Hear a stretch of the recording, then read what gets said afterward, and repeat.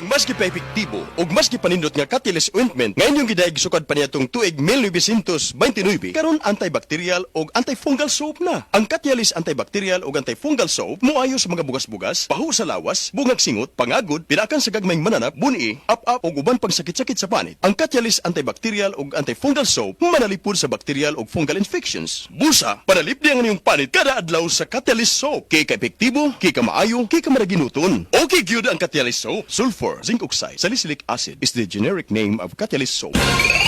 Para magdugay ang gugma, pinaagi sa Rhino Herbal Tea. Makatabang kini aron pakusgan ng stamina, inubadan sa proper diet ug exercise. 39 bilang matag sa Shane ini SRP, suwak sa bulsa, makatabang pa aron makalahutay sa pagpadayag. Available kini sa mga suking butika, sama sa Mercury Drugstore, Watson's, Southstar, TGP ug uban pang partner nga butika. Rhino Herbal Tea aron astig pirmi. Isip po sa ka-driver, si Joseph Dodong Buntag, migamit sa Paragis Bila-Bila Herbal Oil ug maayo na ang iyang gibati karon.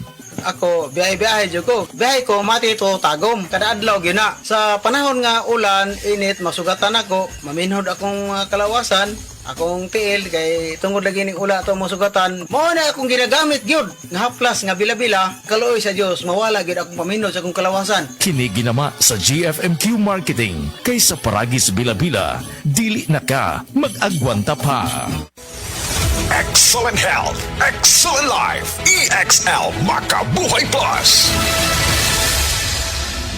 Ako si Teresa Herona, 42 anyos, Mati, Caguay, Surigao del Sur. Kapoy akong lawas, labad akong ulo. Natingala ang akong mga amiga o nagagamay akong buhok. Yung akong gikuan sudlay, nangahunhon. Nakakuha ng doktor nga, lupus kong sakit, dili na ko kalakaw. Natingala ko sa umba na kay pagkabuntag ato, nakabati di sa radyo. Matong pag-abot, ipatumar ko niya og EXL Makabuhay Capsule. Salamat sa EXL Makabuhay Plus na ayok ko.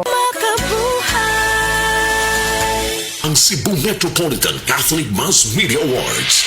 Best Radio Commentator, Best Newspaper Columnist, and Best Public Affairs Anchor. Attorney Rufil Fernandez Banyok sa Straight to the